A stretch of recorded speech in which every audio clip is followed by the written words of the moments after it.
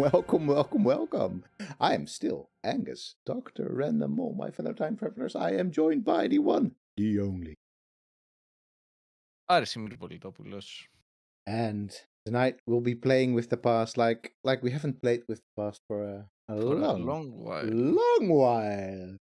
A big shout out to everyone with us in the chat right now. It's so lovely of you all to join us for what I'm gonna guess is not the newest sensation around the block. I mean, I guess it could be. It could be a sensation. Newest sensation It in 25 years ago. In 1969, this game was hot. Wait, 1990. Sorry, not 1969. That's the Summer of Love. In the Summer of Love, this Don't game. get confused. I'm in Civilization 2. Still, Summer of Love. It's not exactly the same thing. 1996. So, yes, that's because that's what we were playing. Civilization 2. OMG. Civilization 2, to be very precise, multiplayer gold edition. Yes. Aris, maybe before we get into Civilization 2, can you tell a little bit about why the hell we're playing Civilization 2? Okay, so a long time ago, in a galaxy, well, not actually galaxy far. Great year, Omer. Yeah, for sure. In the present, in this galaxy, in any case, in a particular office, your office for that matter, we decided to start playing Civilization 6. And we did a very long series, which we called One More Turn. Back then, it was, I think, 2017 or something. 18. Yeah. And then we did another. Well, at first we played Aspergia. Then we thought, this game is kind of cool. Maybe we should do some more research on Civilization. So we decided to do more research on Civilization. And we've been doing this for a long time now. We did Season 2 of Civilization 6 when Gathering Storm was released. And then we played the Smauri. Then we did Season 3 of One More Turn where we played Civilization 1. Yes, and we lost. Remember that we lost a bitter loss against the Aztecs. Yes, we needed literally one more turn, and we would have won. one more turn. Literally one more turn. It was a turn difference. In fact, it was on a roll of the dice because we were in fact taking over the Aztec capital, but instead of the dice falling our way, they fell the Aztec way. Yeah, and exactly. We didn't win. We didn't win. And then we did Season 4. Together with Omar. Together with Omar, where we got to read Sid Meier's memoir, Sid Meier's autobiography book. Yeah. And we reviewed all the chapters. We basically did. We were reading each chapter and we are talking about it in stream while Omar was speedrunning through Civilization 6 playing as Byzantium. And now we are in One More Turn, Season 5. 5. Yes, for sure. Season 5. And it's great. I have to say, this game already took me back because I had to do quite a bit of troubleshooting, and which I always had to do when I was trying to play games way back when. I mean, what is this, 1996? And I have to say, because I even installed a JavaScript-based version of Windows 95, because one thing I want to point out here is that we're going to be doing something slightly illegal. Because, I mean, so I have Civilization 2 in a disc somewhere. But it is owned. It is owned. We have a copy of it. But the problem is I don't have a CD-ROM drive anymore, and I didn't want to rip it. Also, I think disc may be scratched. I don't know. I just downloaded. I mean, do you even have a CD player in your PC? Well, in my old laptop, I still have a CD player. Okay, so I could have, in fact, done it. But instead of trying to do all of that, I tried to download just a working version of Civilization 2. How hard can it be, right? How hard can something like that be? Civilization 2, the best civilization, according to people that know. People on Civ Fanatics, for example. Many of them. Yeah. And hey, Archaeology at York. Wait, let me give a shout out. I always give a shout out to Archaeology at York. It doesn't really matter which archaeology, whose archaeology, whom archaeology, or whatever you want to put in front. Always great to be joined by Archaeology at York from York. And you've probably logged into a personal account. I mean, I'm pretty sure you're still the... You would agree, Archaeology at York, that Civ 2 is the best civilization out there. Is my guess. Is my guess. All right. Hi, Colleen. Good Hi, to have you Colleen. join us. Really very nice.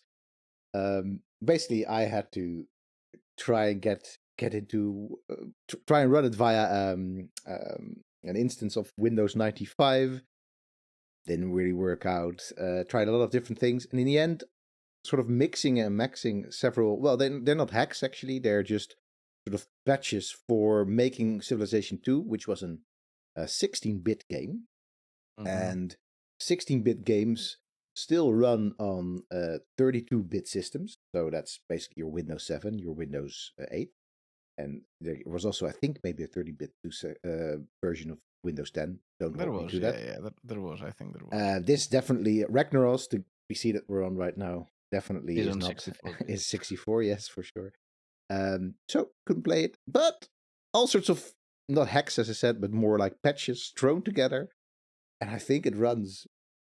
Let's see it. I Let's mean, see it. this is some hardcore contemporary digital archaeology. In a way, it is. In a way, for sure, it is. It is definitely a bit of retroing and retrofitting. I love doing it if I have the time for it. If it has to be like under duress, that's not so fun. But no. And things may break because I have not fully tested this particular version of Civilization 2. But let's start. And one of the things that I really wanted to, because I could find some other versions, but I really wanted to have it with video. Because when I was first playing this, it wasn't 1996, but it was probably 1997 or something like that. The video just blew me out of the water. Like, whoa, Civilization 2 with video. And so, without too much further ado, let me switch to my desktop, my wonderful desktop over here. And I'm gonna be double clicking this, and I'm just gonna hope it's gonna work.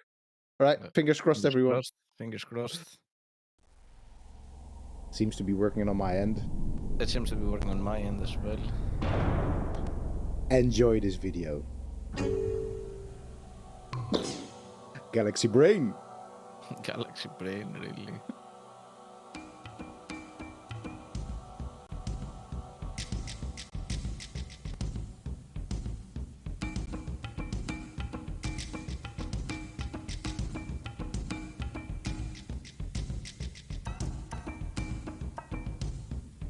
Time. It's time, Mars.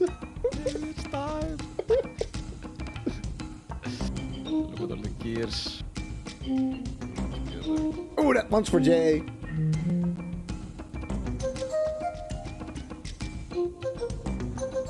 It's such a freaky eyeball. I honestly don't know what it's. That is so weird. Yes. Like, what? Maybe it's a Death Star. Maybe it's not an eyeball.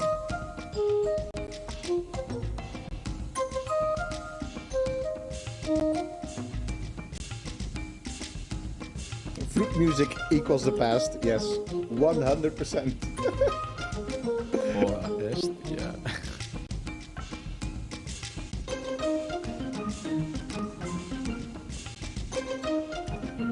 There we go. Ryan Reynolds. Ryan Reynolds. Yeah. There he is. The man himself. And Sid Meier with Bruce Shelley. Original design. For sure.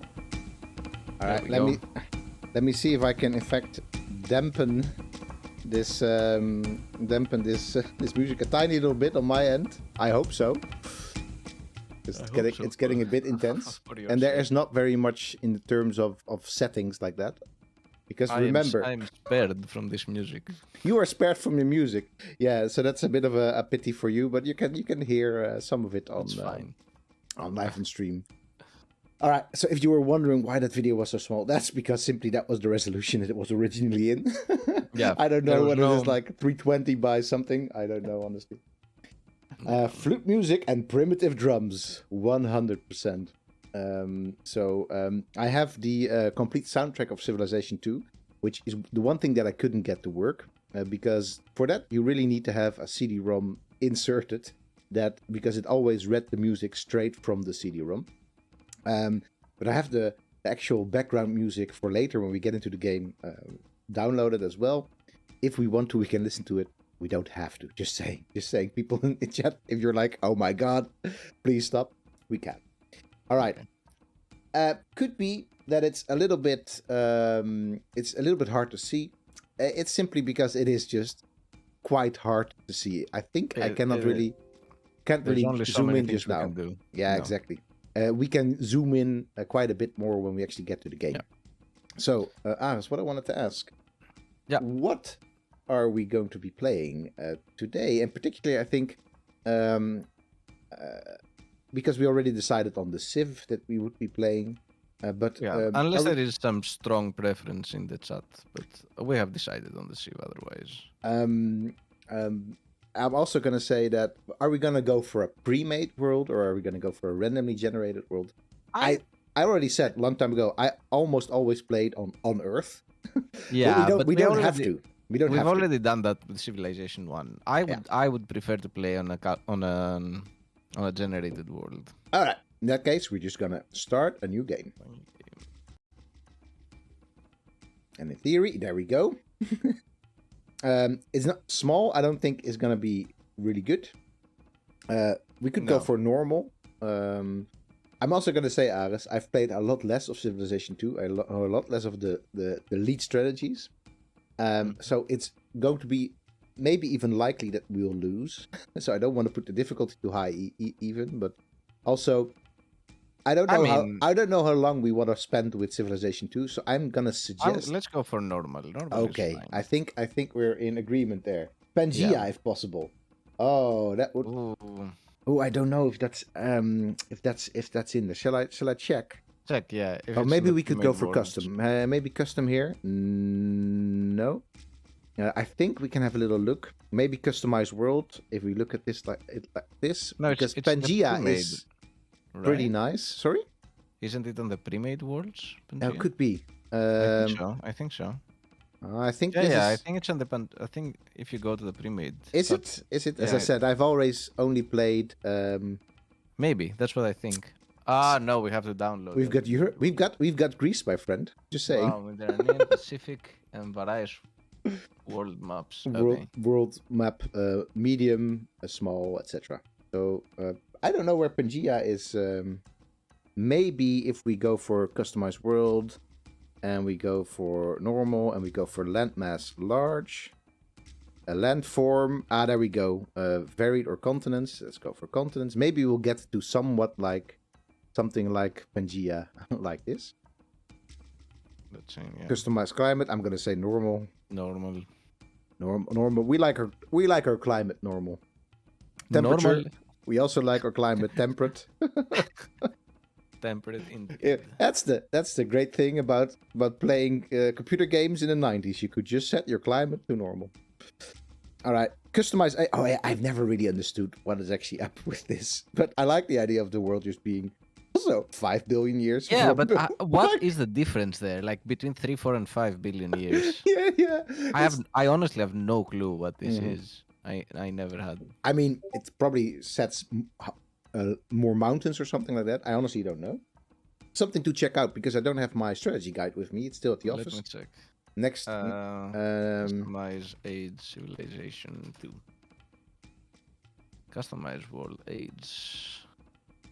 There you go. Older world means more flat terrain, which is better for food and trade. More population and more trade means faster science. You get fewer resources with fewer hills and mountains, but if you have the trade, you can buy the spaceship parts.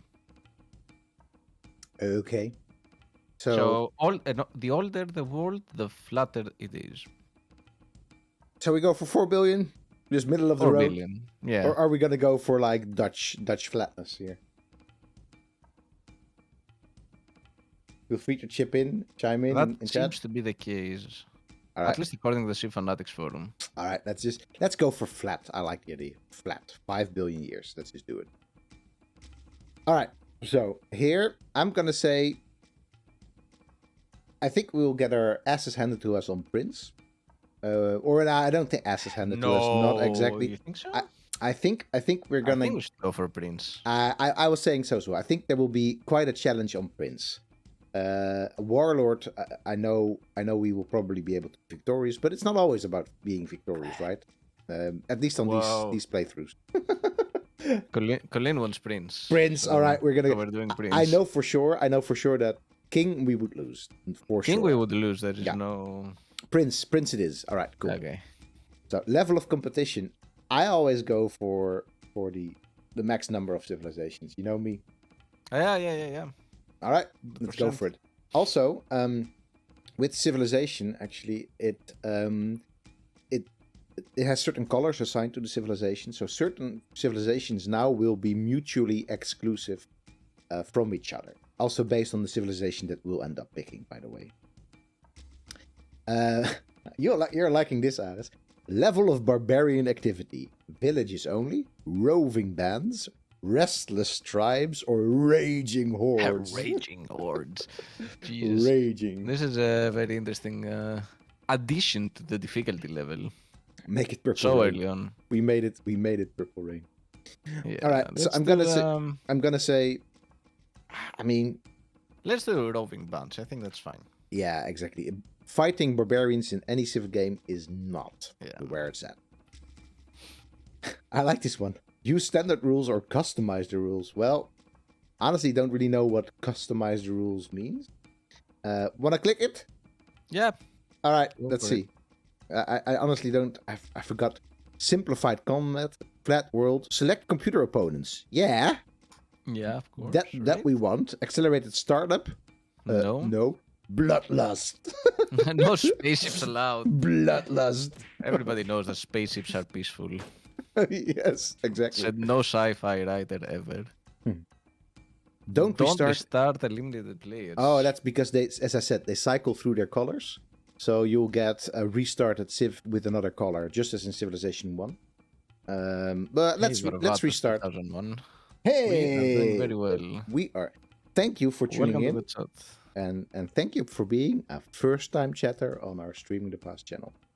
If you want to see us more often, we're here every single day of the week this week, and most week every weeks. And the other days, you actually get to see a lot more fun other people. These people in particular. Sophie, Ava, and Nina, they're streaming for us. They're our past pros. They're streaming from us. Yeah. So let's. I think everything else is fine. All right. Cool. Oh yeah, of course. Oh, how could I forget? Civilization 2 is the one that got to introduce, and then they abandoned it. Right? They did male and female leaders. Yeah. And then they abandoned it. Exactly, and then later on, basically they made sure that there was some sort of balance between male and female leaders for Civilization 6. I don't think there's really much of a balance for Civilization 5. Don't hold me to that, of course. I have all the data in you have all the data. Drive. Yes, you do. I have all the data in the drive. I can have a very quick look as we choose in the meantime. All right, Aris, what gender do you want to play as? Female. Ah, yeah, agreed. So, for the simple reason that if we get our way, fancy mug is fancy. All right, let me briefly zoom out to our faces again. For sure, that I am drinking from the one and only. You can't really see it because it's Streaming the Past mug. If you really want your own, you can get it on Redbubble. But as I said, we're not in it for the money or the merch. Just a very nice thing. This one is going to go to the studio very soon. I just wanted to have some coffee from it for this very special stream. I'm drinking an GIF link. All right, Aras, could you put the link to the Streaming the Past Redbubble mug? Do you have it? On it. These drums are driving me bananas. But okay, female it is. All right. Hey, this is also the part where we basically overanalyze everything in Civilization, the series. So we're probably gonna spend a bit of time. While we spend a bit of time, let me just turn off these freaking drums. One thing you really need to know about this particular show, the One More Turn, is that I like that you call it a show. This show. It's a show. It's a show. It's a show. We are not in it just to play Civilization. We are in it to break down Civilization to pieces. Not necessarily in a bad way. We just overanalyze things to no end. Like The drums Absolutely add none. urgency. Yes, exactly. And the drums do add urgency. Very true. But we're not being very urgent right now. We're taking our No, no, time no. to think through everything. That's the Exactly. link to the to the mug that you, well, not the exact mug, but have fun finding all sorts of assorted stuff that you could go for. All right. Oh, you got there. I was getting to the mug. Yeah, no worries. So I mean, there's, by the way, there's So many things there that it's very hard to find the mug. There we go. I found it. Took me a moment. But one more so turn actually refers to the amount of turns played per stream. Yeah, exactly. One turn. yes, Sometimes it has happened. it has happened that we took an entire stream of 2 hours for one turn. First of all, I think it's very interesting what they do with this sort of selection menu, that they have these little images that are very classical images, classical in the sense of 19th century classical. So maybe I should call it neoclassical, but I mean classical colonialist is basically what I'm trying to say. Uh, in here. So, for example, here you get this overview of all these, um, well, different civilizations sort of hanging out together. I honestly don't know. I didn't check what this image is from. Maybe it would be interesting to reverse image search this at some point. You get the. I'm gonna guess it is. It's a bit hard who this figure is supposed to be, but I'm gonna guess it's Athena. Although it's I missing mean, some. it's a spear, sort of. No, right? No, Oh, not no, really. It it's has the an spear. well, it is a spear, but it has an atom at the top of its tip. Okay. And there is a shield, but there's no snake on it, Yeah, or a there's no gorgon head Medusa. for Yeah, that matter. exactly. Bunch of It, books. Yes, I some, don't, I don't know. and it means in omnia paratus It's means probably prepared for everything. Is basically what it says in omnia probably lady paratus. science or something. Is there such a thing? I don't know. Ladies science. Very good. If that is such a that yeah, if 19th century Britain would come up with any sort of concept, lady science, well, it would surprise me if there would be a lady science. Let's put it like that. But doesn't really matter. All right, let's keep on going. Yeah. We've got the interesting tribes. They're calling them tribes here. Yeah, not a civilization. I think at some point, Aris, Yeah. you and I, while talking about tribes and talking about civilization, I think we're going to spend one of our streams. We're going to spend talking about this thing. Well, you can't really because it's in mirror, the dawn of everything.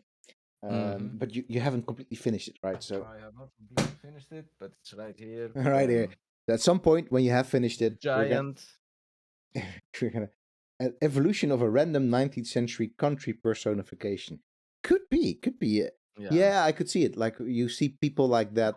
So like what do you call her, Lady Britannia, yeah, sort of sitting next to maps, etc. Could be an evolution of that. Yeah, I could, or like a riffing of that. I think it's gonna be a Civilization 2 bespoke drawing. It is, I think it is, but we'll see. We'll look it up later. All right. So the tribes, they don't call them civs here. No. We have the Romans. They're also in Civ 1. The Babylonians. They're also in Civ 1. The Germans, the Egyptians, Americans, Greeks, Indians, Russians, Zulus, French, Zulu, of course, Aztecs, Chinese, English, and Mongols. So this whole list is just a callback. A rehash, yeah. A rehash, yeah, exactly, of the Civ 1 greatest hits. We talked extensively about, I think, most of all of the Civs back then, and how they were sort of incarnated in that version of it. They already have like AI personalities. For example, the Indians with Gandhi are very peaceful. The Zulu with the Shaka are very warlike. And there are a couple of differences in the leaders of these civilizations as well. Very few.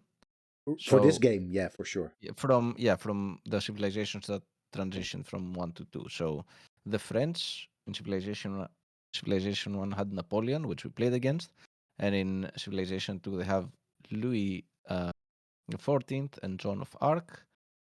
I will only say the male ones because there were almost no female ones in the Civilization 1.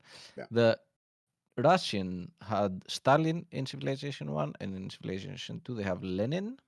It's like, maybe Stalin isn't Maybe such a not good Stalin. idea. Yeah. Let's go for Let's Lenin roll because back. because Lenin, I'm Yeah. sure he was just a much nicer chap. And that's about it basically in terms of Differences. Yeah, yeah. And then of course there is a whole new list of female leaders that exactly. makes things different. We've got the Celt. Yeah, female leaders. Yeah, for sure. Female leaders and the other leaders. Yeah, you have the Inca, you have the Persians. We don't have the Inca. We don't have the Inca. Sorry. No. We have the so it could be because in fact across the different versions were some shifts. There was an Inca version, I'm sure, because I have it on my list. Yeah, but I think they were swapped with Celts. I think, if I remember correctly. Japanese. You haven't read anything by him yet, but I do have that on my to be read shelf. All right, read it. Read that. It's is a good book. Is the best, yes, for sure. Bullshit Jobs, also pretty good, I'm gonna say. But my favorite is the Fragments of an Anarchist Anthropology. You're definitely allowed to have your favorites there, and this particular one. My favorite from the Graeber reading list is still A Theory of Value, The False Coin of Our Dreams. Excellent book. That's just my favorite, not because it is his best book, but because it was very, very influential for me when I was writing my PhD thesis. Back to Civ 1, Civ 2. Japanese are actually also making a return from a very specific version of Civ 1, namely the Super Nintendo version that was brought out in Japan. Yeah. So, first time we see the Viking. Spanish are also making. No, they're this first time here. Versions as well, Carthaginians as well, and the Sioux. And I think we were gonna say that we were gonna be playing the Sioux. Viking present with the only instance of Knut. Ah, yes, Knut. As a leader, which is in the game is called Knut. Knut. The only instance I believe in all Civilization games. Yeah, exactly. He's I think it's mostly Harold in other Civilization games. Ragnar and Harold, yeah. Ragnar and Harold, exactly. And yeah, I honestly don't know why they wouldn't go for Knut more often. But I mean, yeah, because he was a real historical character, so yeah, could have picked him again. Maybe because he was technically not like a Norse king. I mean, he was Norse, but like not actually reigning in Norway, but in England. Maybe not, because he was in England, right? Yeah, exactly. Who knows? Who knows? Plenty of these rulers weren't very pleasant. No, absolutely. Right. So we were going to go for the shoe, unless anybody here really wants to play as something else desperately. It's in fact just as with Civilization 1, there's no real impact on us playing it. The only impact it has in our starting advances or starting technologies. Technologies are actually called. So. Well, according to Sid Meier, the rulers are the one who were, well, at least having the most fun. So I don't know if they're not pleasant, but they were definitely fun according to the main designer. All right, let's go for the shoe. I don't see anybody. Okay. So I think we're gonna do plenty of talking about the shoe, but I want to say first off, straight up, the shoe is actually a name that was given to them. Well, it's one of those names from a people that wasn't a shoe, so that is basically taken up by colonial explorers and conquerors. And it actually means, or I forgot the whole name of it now, but it's something like Navasiu. It's from Ojibwa, actually meaning little snake, because, there was plenty of conflict back then as well. And they were basically enemies, and therefore they were sort of referring to this group of people, which is in fact referred to themselves as, and I've practiced this quite a bit, Ocheti Sakuin, which means people of the seven council fires. That's what they refer to themselves. So Ocheti Sakuin, probably still butchering this, and let me just put in, if you want to really hear the right pronunciation here. So this wonderful page, the Smithsonian Institution, where in fact, if you click on their names, you will hear a native speaker, in fact, pronounce it much better than I could with my Dutch tongue. And there's some very relevant information there as well. We will talk more about Oyate, which means people, later. But I just wanted to point out that Civilization calls these Shu because this is what they were. In fact, probably most people in America will refer to this people as the Shu because that's just what they've been learning. But it's wrong, right? It's not what these people It is wrong. would prefer to be in called fact themselves. wrong. The Ocheti Sakuin, not the Shak. I'm gonna have to listen to it one more time at some point and actually pronounce it correctly. Would like to be referred to themselves. According to the Civ fanatics, who just kindly tweeted at us, the photo that was above the lady is a stock photo. Is it? Cool. Yeah. Turk Persian inhabitants of Central Europe, Greek Cossack capitals. It looks like it's a stock photo indeed. Nice. Well, thanks for doing the sleuthing on that. That's really great. And yeah, I'm gonna guess there's a lot of stock photos from the time, just images that they've drawn from different places. Yeah. Back then, of course, the internet was there, but wasn't the big thing yet. Wikipedia and Creative Commons and any sort of larger image databases hadn't really materialized yet. So that's where you were getting your photos from places like that. As now, of course, still happen. So the shoot we're going to be playing at, and straight up, I think we're going to make a little intervention here. You probably cannot read it back home, but as we are, if you play as a female leader of what Civilization 2 refers to as the Shu, you're playing as Sakahayewa, which is, for many different reasons, not really who we would want to be playing as. I think, first of all, she wasn't Sue. She was, as far as I could find, I think that's correct, Shoshone. Yeah, Lemi Shoshone is what I... And is a very famous historical figure in the United States, not so very much famous in Europe. Famous because she was the woman, or we would probably refer to her as a girl, because she was a teenager still. At the time, yeah. Yeah, exactly. Very young still. Going as a guide with the Lewis and Clark expedition. Well, we could talk for ages about the Lewis and Clark expedition. We don't really want to do that. Basically, a very important, for the United States, the important expedition, finding a possible river route or connection between very important rivers like the Mississippi and the Pacific Ocean. If I recall correctly, there is no such connection. So, but they still ended up trekking across the United States. They tried. Exactly, they tried. They just tried. So in addition to this not being Dakota, Lakota, and Lakota, which are the different sort of dialects of the Ocheti Sakuin, is it completely different tribe, completely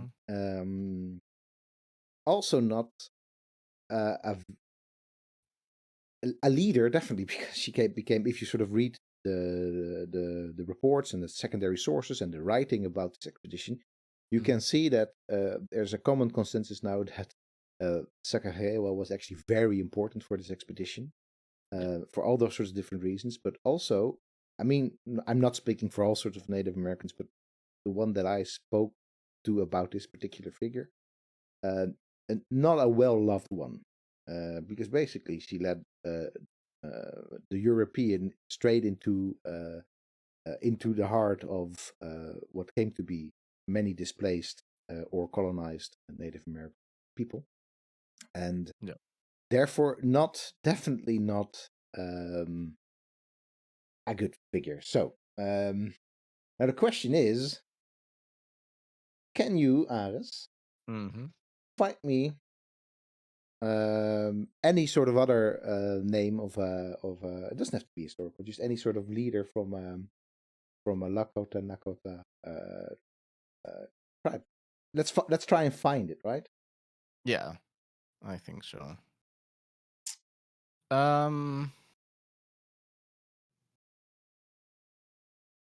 So there is this, according to Wikipedia, because that's how I start my research always. Sitting Bull. Sitting Bull is in fact the male leader of well,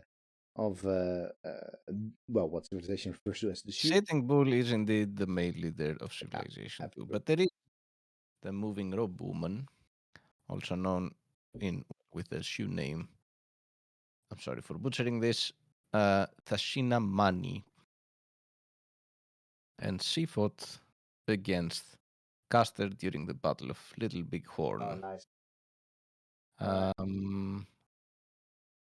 She's known for, when she was 23, she heard news from her parents that her brother was killed by Custer and his soldiers.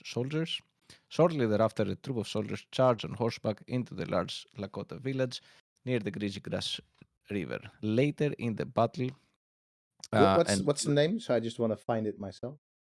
Moving Robe Woman. If you Google that, you will get the page. Okay. Standing Rock Reservation. Mary Crawler. Okay. Let's go with just, yeah, we will not be able to actually go for all the. Let's go for Mary Crawler. Yeah.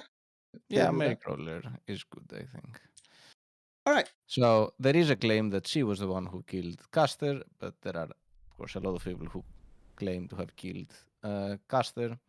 But she participated in the battle, and she killed a lot of Custer's men. Much more about that in the upcoming weeks of Exactly. this series. We'll be going into those histories and as well as talk a little bit more about this. Not that we are any expert on Lakota, Nakota, or Dakota we've peoples. been moving away from my archaeological expertise. No, but even so, I mean, to be very clear, the best experts are in fact the Lakota, Dakota, and Nakota people. Exactly. First of all, they know how to pronounce their own names much better than I could ever try to, with my sort of stuck tongue, my stuck Dutch dialect. But also because they are a living, breathing, super culturally rich and active people, group of peoples living nowadays. So there's plenty of resources to be finding about this online. But of course, we will want to talk about this a little bit, mostly from our perspective, of course, because we don't have any sort of play to the indigenous knowledges and indigenous histories there. But except that we're going to use this as a learning opportunity for ourselves as well. Right, Aris? Absolutely. All right, cool. We already learned something I didn't know yet about moving robe woman, so that's pretty cool. Let's get on with it, yeah? Yep. Just an interesting thing to say that at some point the game introduced Shoshone as one of the civilizations that you can play, and that was in Civilization 5. But then they did not include in there as a leader, but they instead had Pocatello. Right, exactly. For whatever reason, I mean, we know if you want to actually go for people that were recognized by the American or other European powers of that time as somebody who's a leader, then Sacagawea wasn't a leader in the traditional sense of that understand.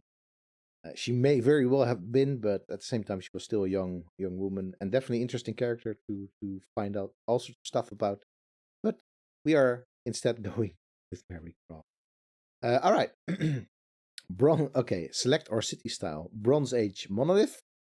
I have no idea what this means, honestly.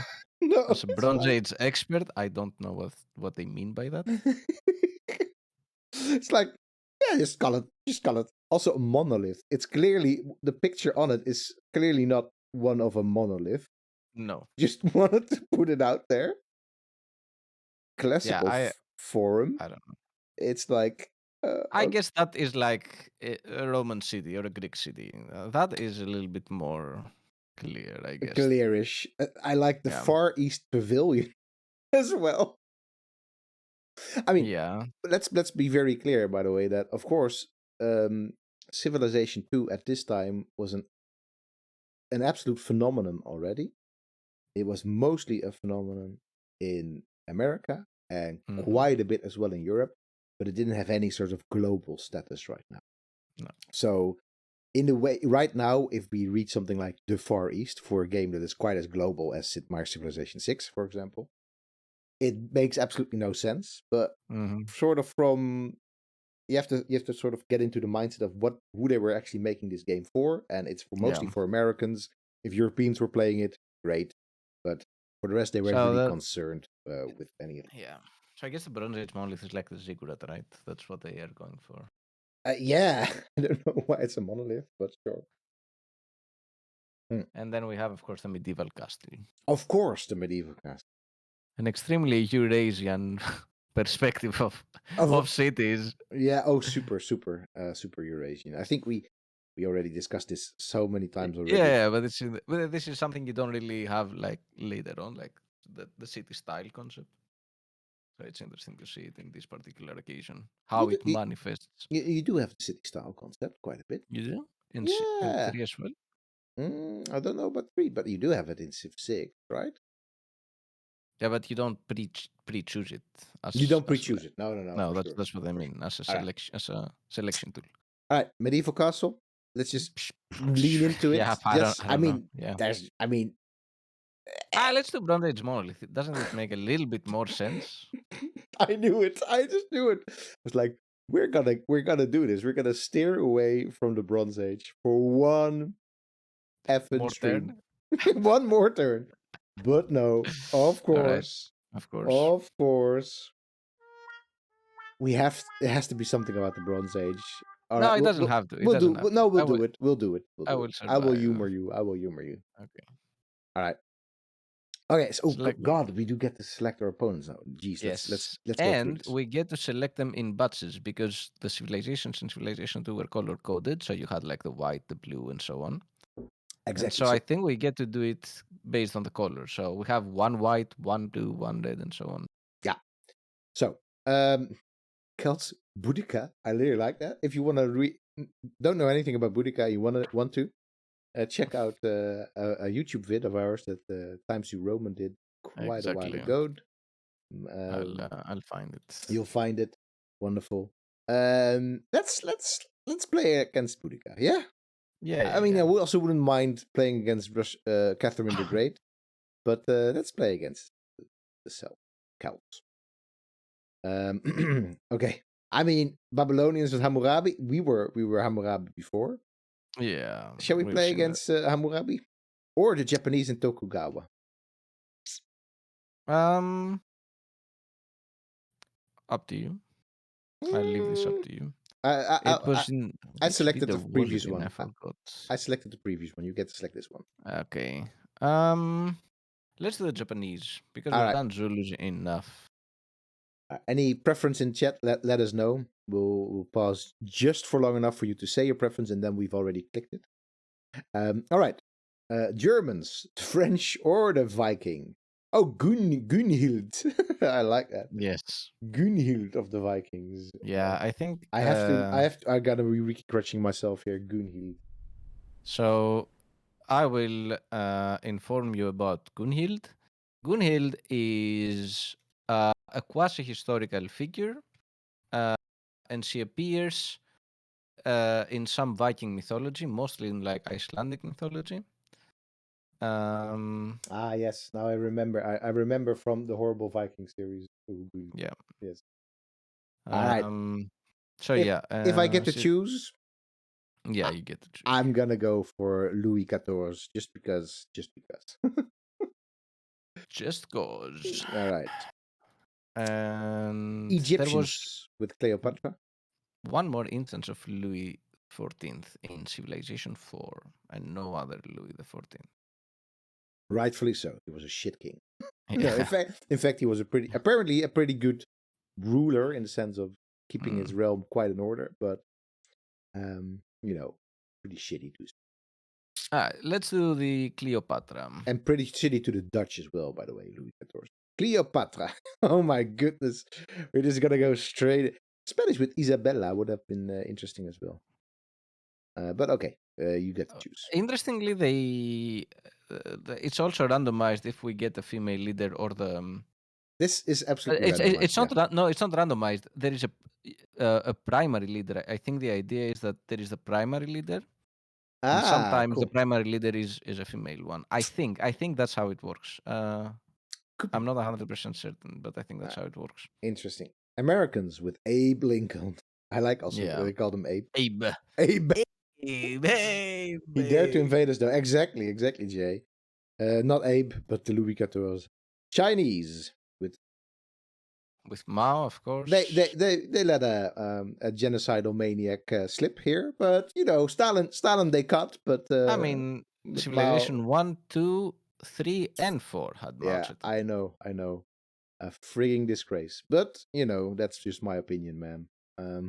Let's go for the Americans. Let's go for Abe. All right, let's go for Abe. Yeah, interesting that you didn't go for the we've done that. We've been them. We won.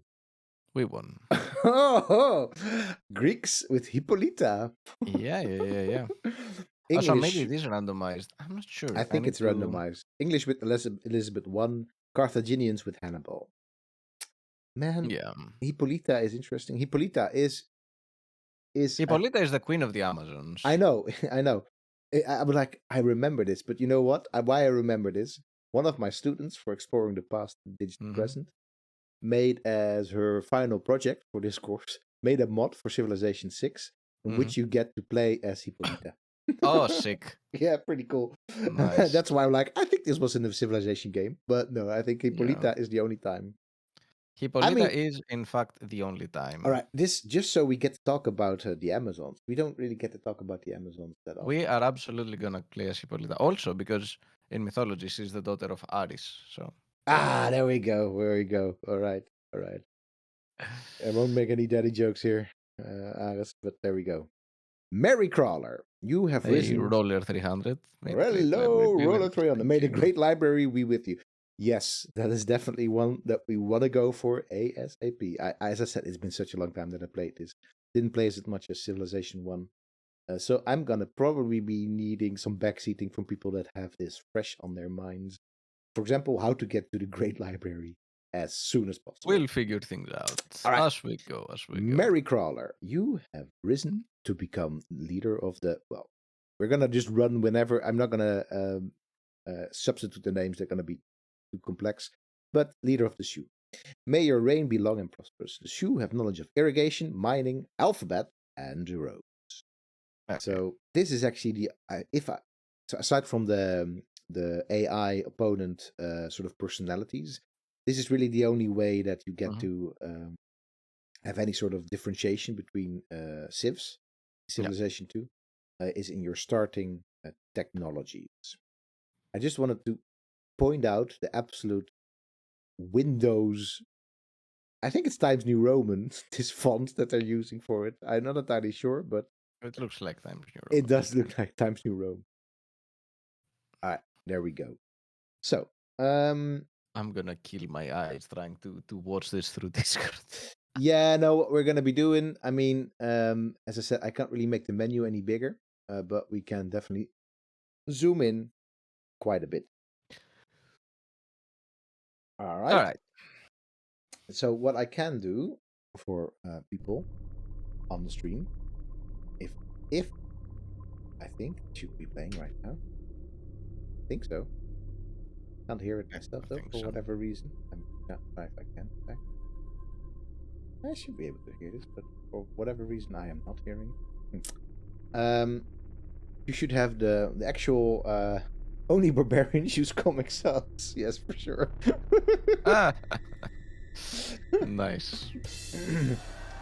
All right. Let me see. I'm gonna, because there is in fact some sound to this, so I'm gonna put the sound a little bit higher again. By the way, for whatever reason, I don't get to listen to the Civ 2 music. I thought I would be, but if people in the stream are getting sick of it, I tell you, then just let us know, and we'll just switch it off again. Just a press of a button, and that's it. There we go. All right. So here we have, interestingly enough, I think. Oh, this is as far zoomed in as we can be. Yeah, I think so. Makes sense. We have 2 settlers that we get to start with, I think. Yeah, it looks like it. Or no. We're in fact just 1 settler. Okay. But one thing that I do remember quite clearly in Civilization is there's absolutely no benefit to waiting with founding a city. Plunk it down. Exactly, you just have to plunk it down. But at the same time, I can already see this will not be a great city because there's just too much water around it. In Civilization 1 as well as Civilization 2, but particularly Civilization 2, I remember, right? Water just doesn't get you anywhere in terms of production. We do have a pheasant over there, so that's interesting. I honestly forgot to probably just food source, but we just have to build. Yeah. All right. We're gonna talk about this next week. It's just too much to go through right now. To unpack in. Yeah, exactly.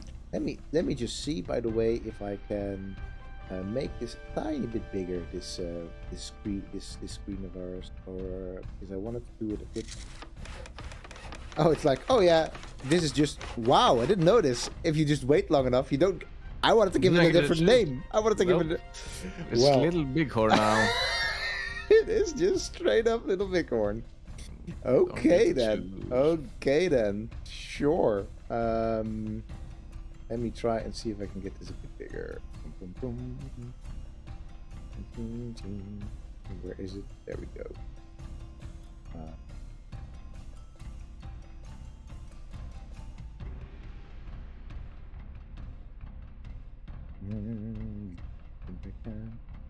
See and do this.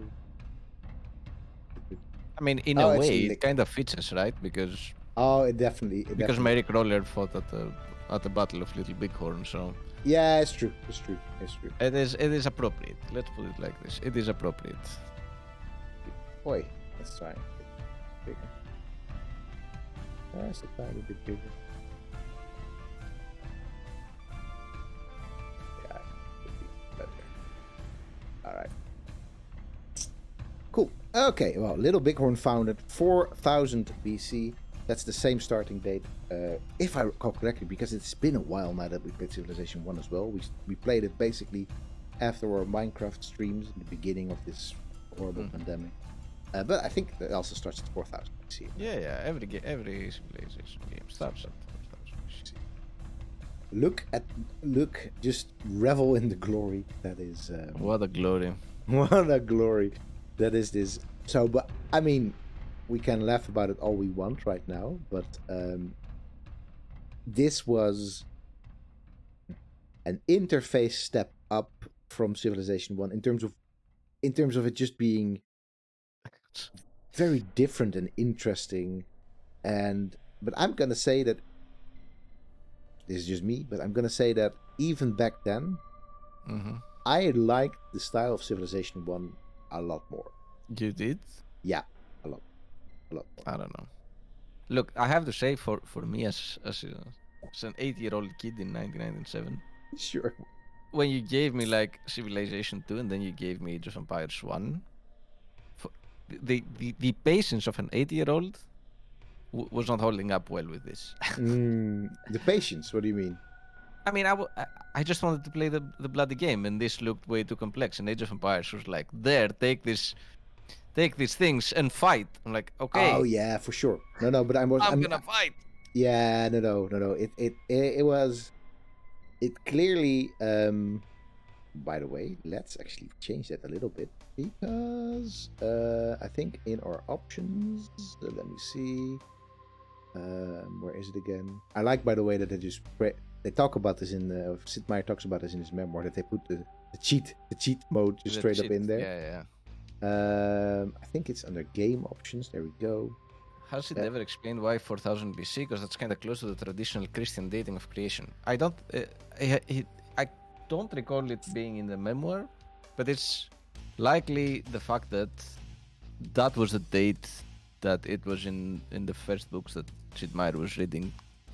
So in the World Atlas. This World Atlas is not with me right now, but it starts roughly in 4000 BC. I mean, any date you will see, especially in more generic like oral history things as to when the first city was founded, is 4000 BC, and the city of Uruk. So basically, any atlas that you would read back then, if the question was when was the first city built, would be 4000 BC.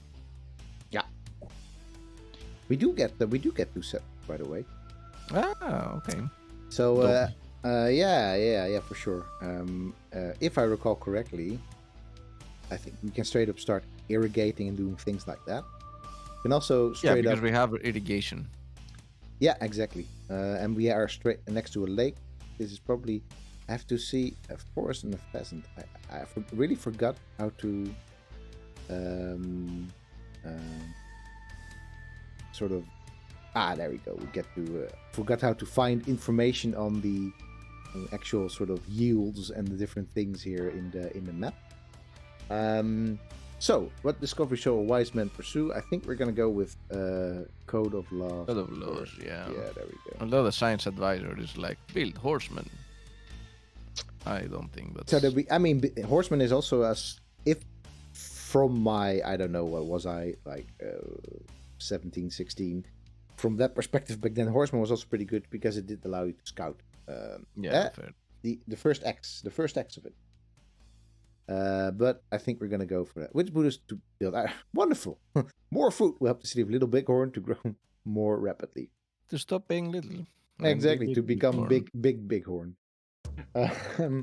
I just wanted to. I think this works. I checked it before. I just wanted to show this. Yes. There we go. It doesn't get much bigger. I'm afraid I can't really zoom in. It just doesn't. It doesn't really do anything like that. But these are the Shu High Council, and this is with the one with the video effect. So give me more soldiers, noble leader, that they may sheathe their swords in the beating hearts of our enemies.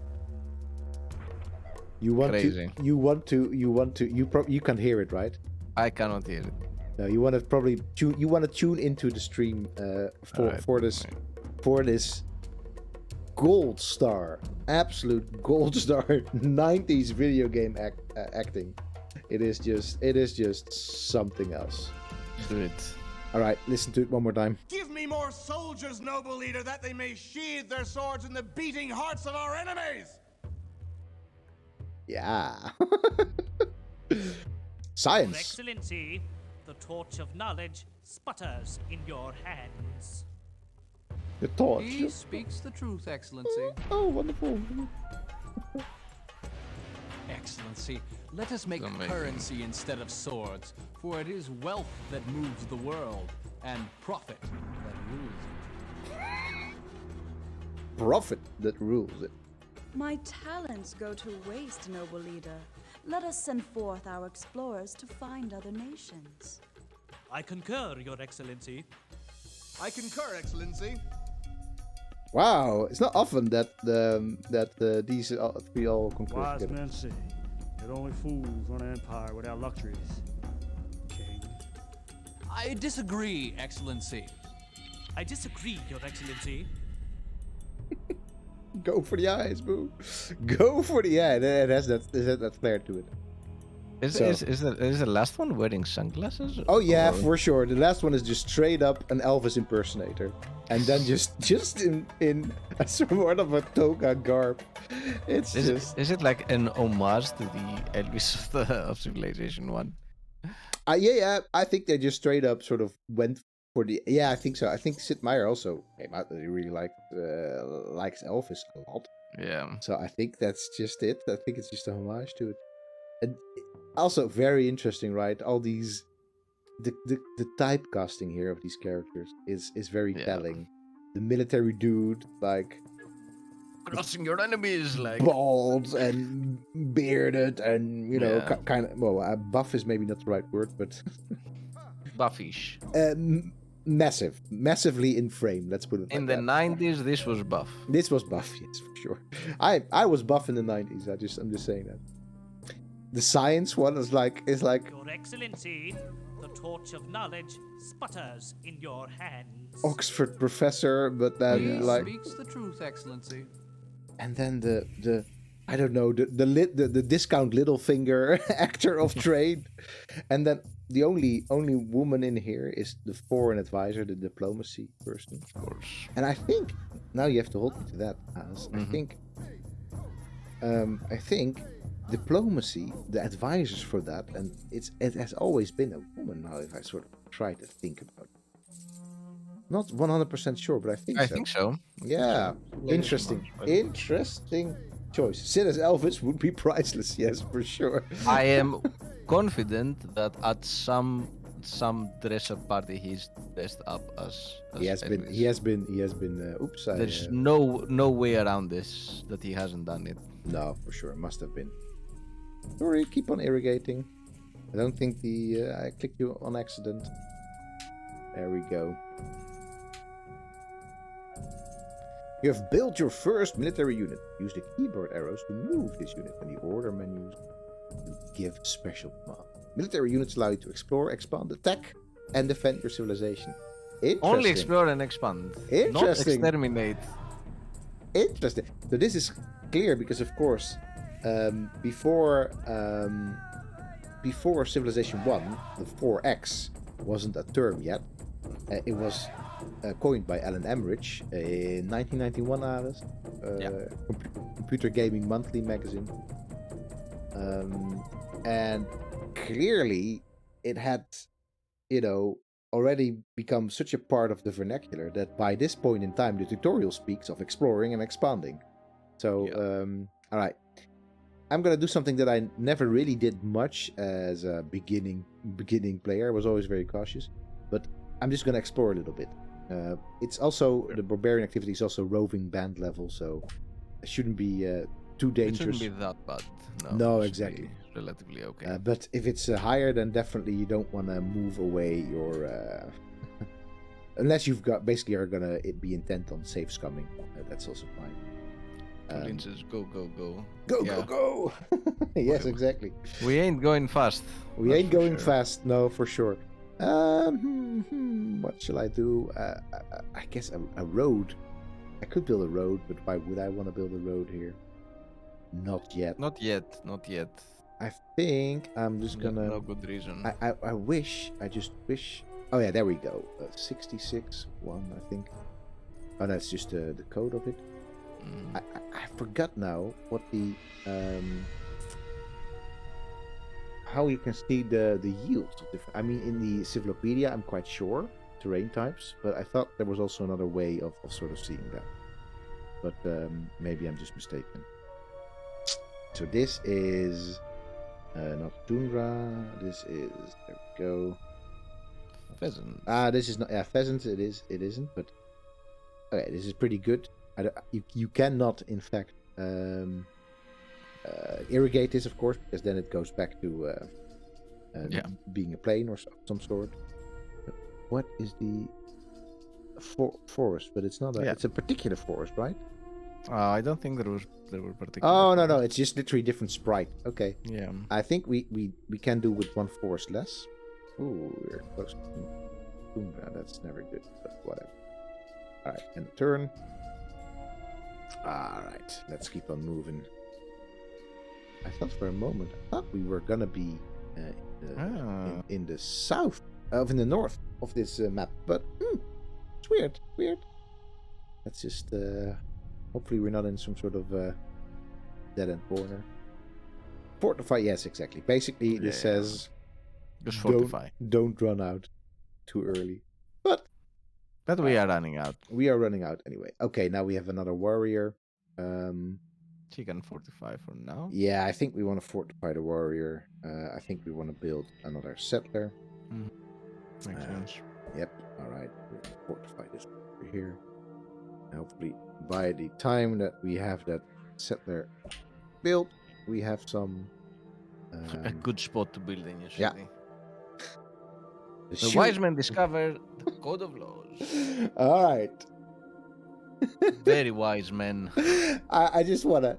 It's interesting, right? That they there's small shifts in civilization. Oh, by the way, if you were first here for the first time ever, we do a lot of like also that they just say, "Well, keep on going, game." But I like that they we basically do a lot of. It's a bit of a critical read of things, like so we sort of. Well, you could also call it in Dutch muggenziften, if you like. We're really being detailed and sometimes a bit... too detailed sometimes. Too detailed and critical of things. But wise men, of course, the idea that all technology has been invented by men is in... With all the wise men coming... It's one of those very outmoded ideas. Well, we can also simply call it old-fashioned. But it's still very much in the 90s.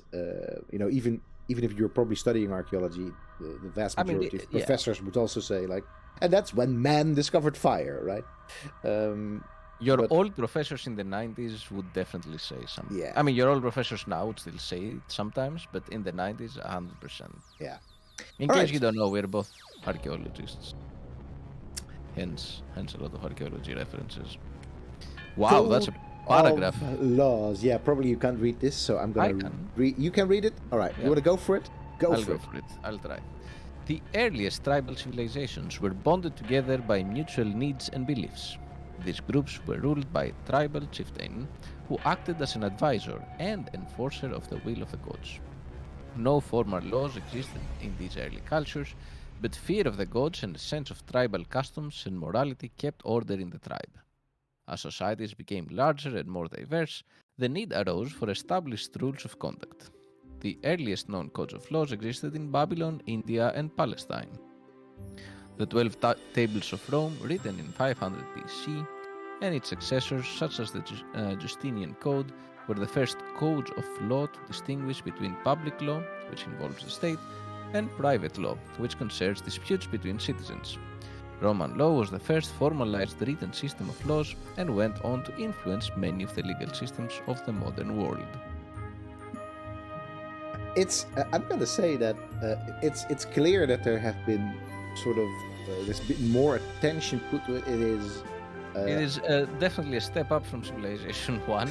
Right, Civilization 1. It was probably mostly Sid Meier writing these entries himself. Yeah. And for somebody who was just doing this, who had no formal training in history, and literally was just in it to make a fun game out of the history of civilization. They aren't all that bad, these entries. But here you definitely see a lot more information. Once again, outmoded stuff. I mean, there are also a lot of historical mistakes in this. Yeah, hit me with one. What is the historical mistake? It says that the Justinian Code was the first code of law to distinguish between public law and private law. But we know that even in early dynastic times, so in the 3rd millennium BC in Mesopotamia, there were laws that concerned matters between individuals and matters between individual and the king, or individual and the state for that matter. So it was not the first code to do it. No. But it is definitely true that we in the West nowadays, or there's not even in the West, we think of it as the first code to do that, and it's definitely the only code that has gotten to us in a form that still survives in many different aspects today. if you read that, JA, then the book by Dave Graeber, you'll definitely read quite a bit about that. About Roman law and particularly how it deals with property. It is certainly that part of it that it's super influential. Roman law, that is spot on. There's no way about that. It is extremely influential. I mean, it's. I think we will talk more about the dawn of everything. So we will probably go much deeper into all of this later on. But yeah, because also the first part about tribes and how they were structured is a big part of the early parts of the book. Yeah, exactly. Tribal chieftain. It even if you would sort of adopt the socio-political evolutionary model, it models its terms here a bit, right? Because the whole idea of tribes is, I'm not saying this is what you should remember, but just saying from that outmoded perspective, is that there were no chieftains in tribes, because that's in fact a chiefdom, right? A step up, quote unquote, on the evolutionary socio-political ladder. So it muddles up its terms a little bit, but otherwise, I'm gonna say, suppose that you would see it's a step up from Civilization 1, and for the time, I guess it's a pretty decent, encyclopedia style entry. If a history or archaeology student would write something like this, we would say like, hey, maybe find some newer textbooks to base your essay on. But I mean, whatever. Maybe I would pass this, but with like a lot of like with a 6. Read more modern. Yeah, exactly, with a 6. Read more modern stuff. Yeah. Alrighty. All right. So let's have a little look at the goal. What are we trying to discover? Let me go into the Civilopedia real quick. Cities. Oh, I'm trying to scroll here. Like, that's not happening. Scrolling is not a thing. Okay, the Great Library. Literacy, of course. Okay. I have to say, man, this is for Civ 2. This is very helpful. Actually, this thing that you want, then this is where you have to go for. So we're gonna go for literacy. Then we should research writing. Which is the thing that we didn't have in Civilization 1, and then we had to check out the guide. Yeah, exactly. Right over there. Yeah. But I'm gonna say it's pretty cool, right? It's now, of course, everything is much more streamlined, but this actually is very helpful. Mm-hmm. So we have to research writing. Makes sense, of course. Right, we can have a. I think we can have a look at the. There is some sort of tech tree in here. I'm quite sure. You must be. I'm quite sure of it. Orders, science advisor. I think so. Yeah. I think there must be something in here. I really forgot. I thought there was. I'm quite sure there is. Have a little look. Advisors. Casualty timeline. No. Wasn't there? Always nice to see the casualty timeline. Well, there must have been a factory in here, right? Let me have a quick. Yeah, have a little look. I thought for sure. I'm like, it's has become such an iconic thing for me, the tech tree, that maybe I'm just sort of dreaming it up. I thought we already had the alphabet. Yes, we already have an alphabet, Jay, but we do not know how to write with it. We have basically found. We know how to read it. Or not so wise men have found these characters lying about somewhere, I'm gonna guess. We know how to read it. We don't know how to write it. It's impossible. It's impossible. All right. I remember when I was at the university, I had a very interesting disagreement with one of my professors, because she was showing us the first vase that had the Greek alphabet on it. Yes. So there was this little fragment that has some Greek letters. And it's like the very first attestation of the written Greek language, at least in the Iron Age. And we were having this discussion as to, and she was saying, yeah, there must have been this one individual who came up with the alphabet, who was like, who wrote first. I know this story, yeah, sure. I was like, no, there can't be one person who's like, has this excellent idea. It's like, there, I'll write. And everybody is like, oh, I guess that's fine. Like, it's a process. It's not a... It is definitely. I mean... And here it's a process, right? I mean, we know how to read it. I don't know who wrote it. But we know how to read it. We know how to read it, for sure. Alright, I'm gonna guess. Let's see. We already have mining, right? Yeah. I guess. I think we do. I think, yeah, we do have mining. But I think in the end we want to have roads everywhere anyway. So I'm just gonna build some roads here at the end anyway. Because roads. There is no civilization to tech tree, although in the Sea Fanatics, in the poster section, there is advances chart that you can find. I'm gonna put it down in the chat.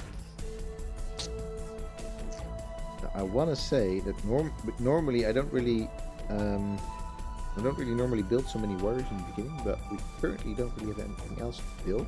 Barracks is, I'm gonna just say, not very useful in Civ at this level at least.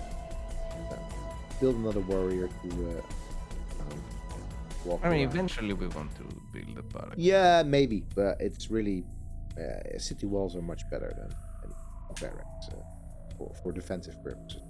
Sure. All right, let's move this out.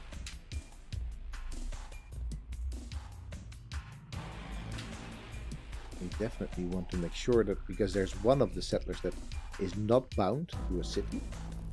And he needs to.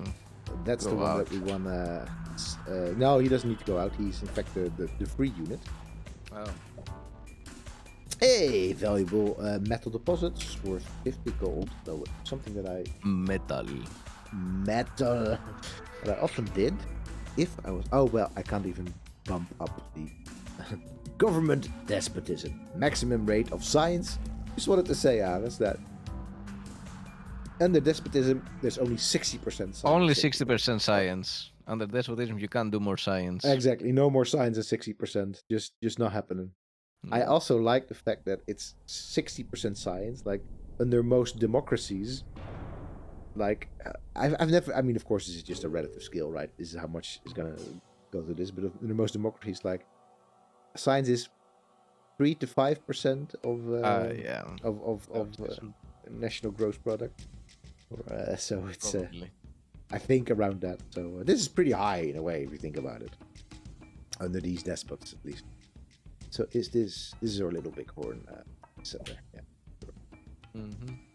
I hope it's a bit visible. Maybe I just want to, because I was trying out with this particular layout. Maybe I just want to make the screen as big as we can next time again, for our next playthrough. Because I think it sort of works, you know.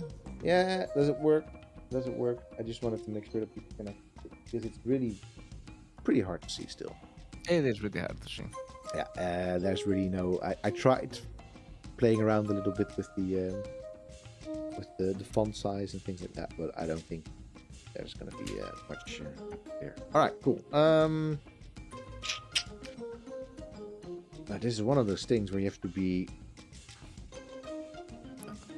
You have to be a bit. The small layout of the resource map, how it comes up. Yeah, for sure.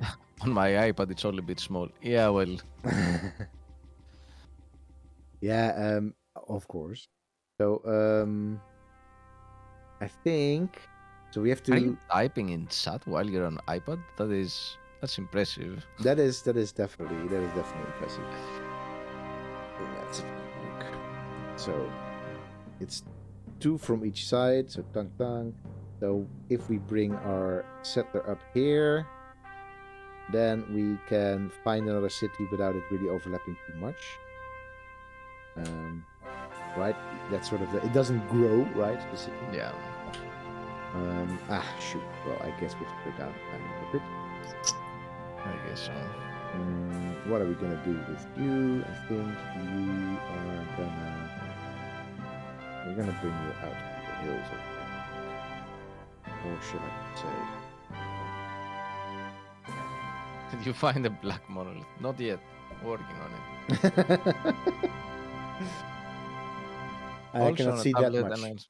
right. Why are you people watching streams on a tablet? You barbarian. All right, What is this? 2011? Let's see if we can just help them out a tiny little bit here. There we go. We're just gonna. I've worked so hard on this, guys, to get this. Let's just fit this screen. Come on, see, we fit the screen, please. Come on. And let's get rid of this background. Foreground. There we go. But this may be a tiny bit better. Tiny bit. Probably not much, but a bit. A I bit. don't see much of a difference on my end, I must say. On your end? No. This is just on the okay. stream. I just lost the frame around it. So maybe this helps a little bit. I honestly don't think this is the maximum zoom in. Let's see. Can I go? No, this is the maximum. No, zoom this in. is the maximum. Yeah. All right. Sitting in bed with a tablet is way more comfortable than sitting in bed with a laptop. Fair. Wisdom. Pure wisdom. All Pure right. wisdom. Maybe I'm just salty because I don't own a tablet. Aww. I do own a Chromebook that becomes a tablet, but it's not the same. Is this a good spot for a city? Let's see. It isn't. I would overlap really with little. Isn't It would tutorial. overlap. No, it would overlap with Little Bighorn, Bigly. Little Bigly. No, move him further south. I think, or wouldn't it? Let's see. I think it would. I think so. I think it would too. Yeah. No, you're gonna go further south, my friend. Especially, That's some iron. Iron Lion Zion. All right.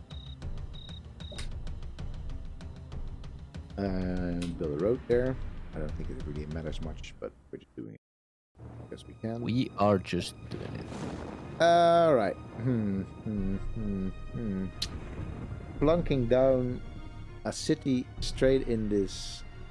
I'm gonna bring it over here. I think it will be a. Yeah, I think that's probably going to be best. All right, another warrior. Let's move you down a little bit as well. Let's see if we in fact can. We can still not rebuild anything else. All right, that's just the way it is.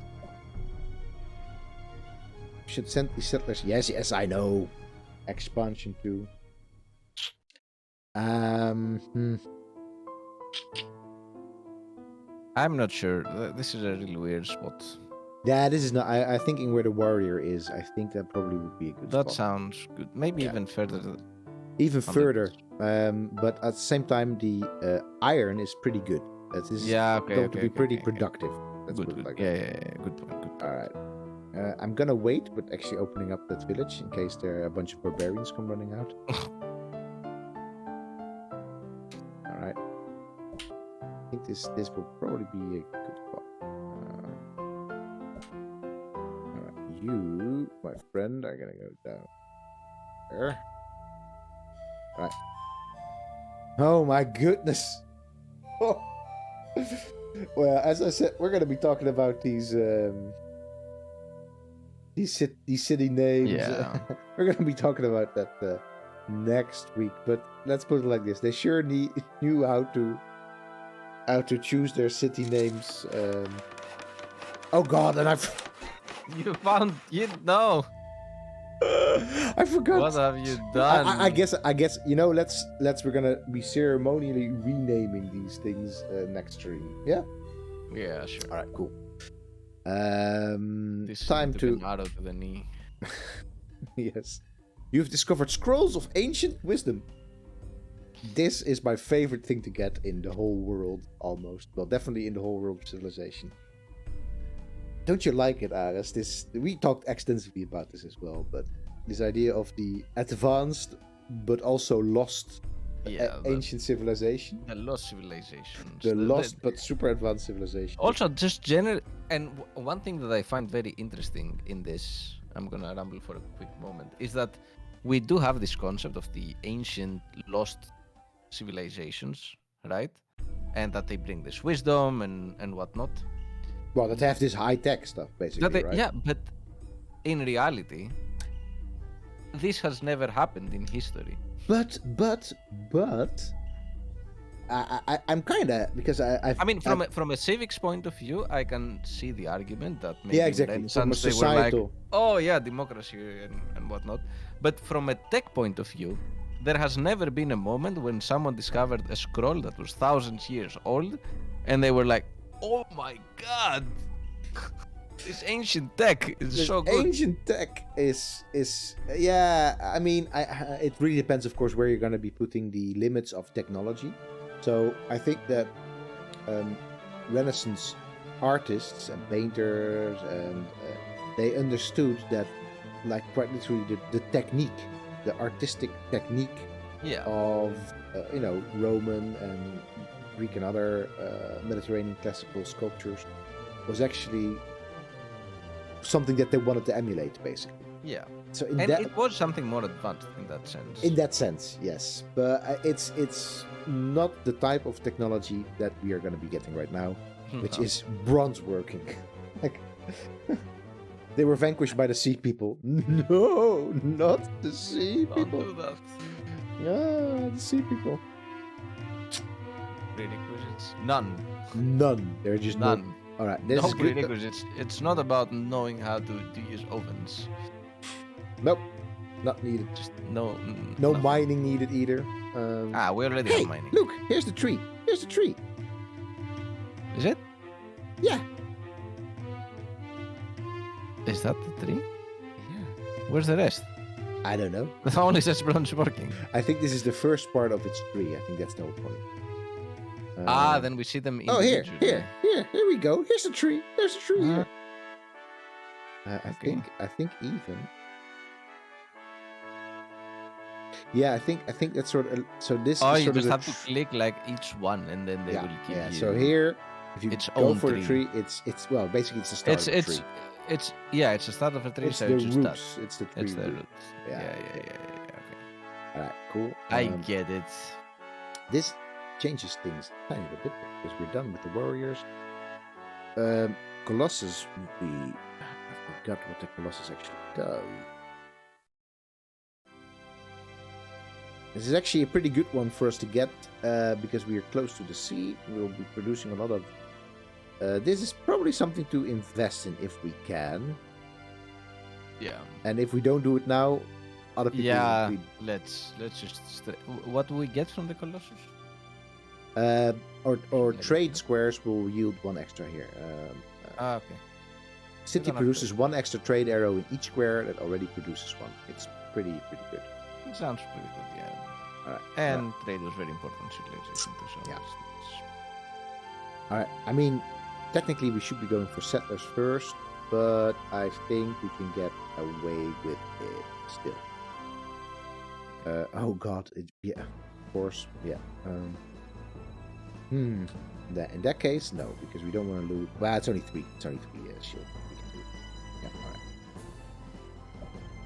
alright. Okay. I'm looking at the tech tree, and it has some very interesting things that we can talk about at some point. Yeah, let's do that when we get a little bit further in it. Into it. I'll hold off. Hold your horses for now. I want to talk about that. All right. Can I already? Yes, I can already. For a muse of fire. Don't need mining for metalworking if you don't let the Americans steal your meteorite. For a stage, princes to act. That's true. That is true. To behold the think when we talk of horses that you see them, printing Honest their Abe, proud he would hooves never in the steal receding anything. earth, for 'tis your thoughts that now must deck our kings. I think we need Carry one them more from here settler to there, soon, right? jumping or Yeah. I turning think the in Wounded accomplishment of Knee many we years want to, into an in fact, hourglass. go for settler. For the which supply Instead. Yeah, we haven't found any barbarians. That's why I'm. who prologue like your I'm- heart I'm- is I'm- say, Yeah, I For think now, I we feel want to like go. it's okay. kindly to We judge. want to go for a settler and we our want to flesh. plunk a city down Yeah. here. I think that seems like a good. Maybe where the other warrior is. The secret of writing. Yes, It's not very secret. We had the alphabet. It was in plain sight all along. They stared at these things for a long time, and they said, like, "Well, let's do some writing with these things." All right, we get to have the library now, which is pretty good. and we also get to do the diplomat, which is not very Just like important just yet. roller 300 wished for us, we're gonna get the library. I think we're gonna try and zoom to it real quick. Oh, let's go for, of course, description. I nearly forgot. I was like, close. No, there we go. All right, I'll read this one. You get to do it. The development of writing is considered one of the most important advances of civilization. The earliest forms of writing were simple symbols and marks used to keep accounts and inventories. Some cultures developed pictographic symbols to tell stories and record events. Eventually, complete systems of writing were developed, capable of conveying any thought that could be expressed orally. Well,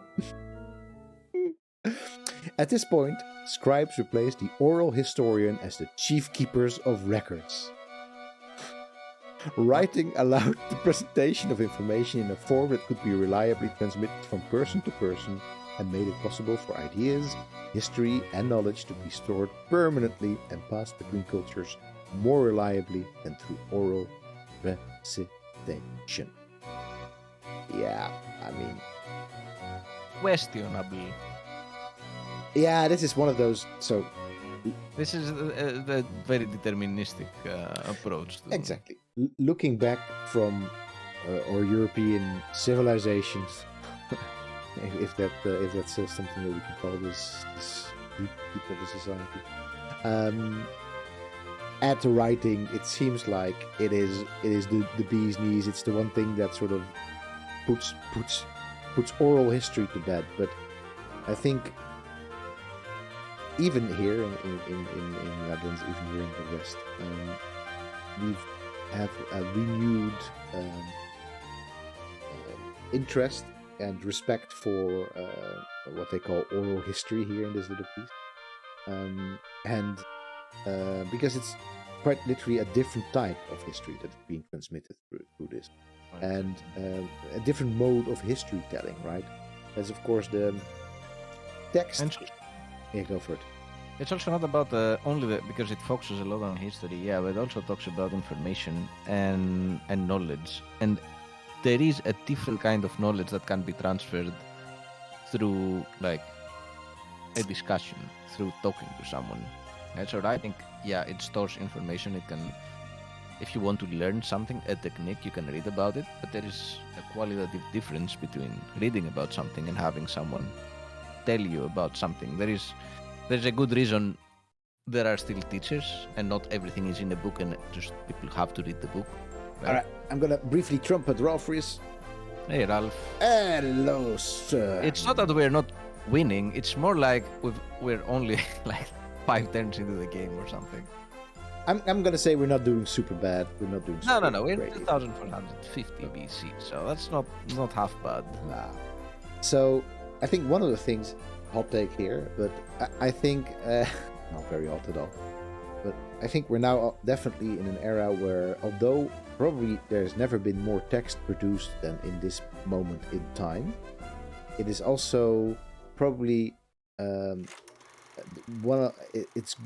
it's sort of diminishing in importance. As you can see right here, for example, if you can write all sorts of articles about games, but if you want to really talk games, you have to really sit down and play them and talk them, just as we're doing right now, right?